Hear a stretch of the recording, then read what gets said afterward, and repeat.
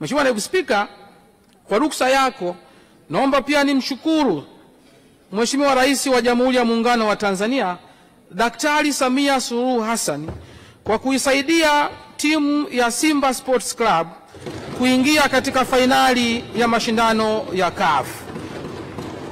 Mheshimiwa Naibu Spika, Simba inaingia fainali kwa mara ya pili. Mheshimiwa Naibu Spika, kwa ruksa yako ninawaombea ruhusa waheshimiwa wabunge wafuatao ili waambatane na Simba kwenda Moroko: Mheshimiwa Gulamali, Mheshimiwa Talimba, Mheshimiwa Mavunde, Mheshimiwa Mwigulu na waheshimiwa wabunge wengine. Kwa ruksa yako wape ruhusa waende Moroko tarehe 17 ya mwezi wa 5 ili wakaishangilie Simba ikifanya mambo yake kule ugenini.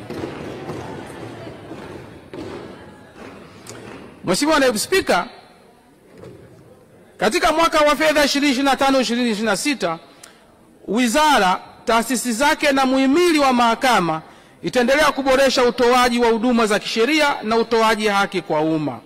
Katika kufikia azima hiyo, wizara imeainisha maeneo mahususi ya kipaumbele ambayo yameainishwa katika ibara ya 169 katika kitabu cha hotuba.